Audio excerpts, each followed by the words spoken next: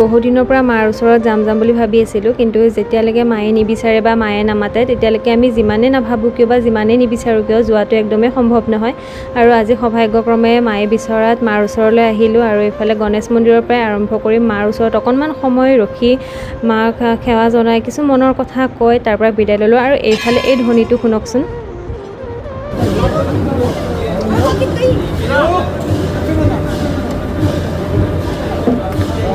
যেতিয়া ধূপ জ্বলাই আছিলোঁ, যিহেতু আমি একদম ৰাতিপুৱাৰ ভাগতে গৈছিলোঁ, এই ধ্বনিটোৱে মনটো কিবা এটা মানে ভাল লগাই দিছিল, মানে সেইটো বুজাব নোৱাৰি। আৰু ধ্বনিটো শুনি হয়তো আপোনালোকৰো সেই মনটো তেনেকুৱাই লাগিছে।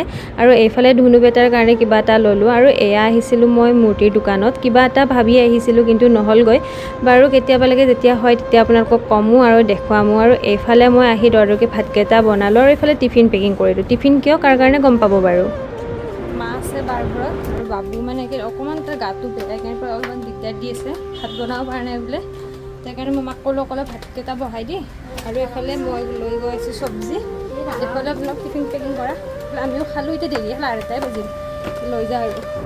আহিয়ে ধুনু বেটাক মই আৰু ভণ্টিয়ে অকণমান ল'লোঁ আৰু মা আৰু বাই যিহেতু ভাত খোৱাই নাছিল আৰু এইফালে ঝুলন যাত্ৰা আৰম্ভ হ'ল নহয়। বাৰু আজিৰ ভিডিঅ'টো ইমানখিনিয়ে আছিল, আকৌ লগ পাই আছোঁ আপোনালোকক নেক্সট এটা ভিডিঅ'ত।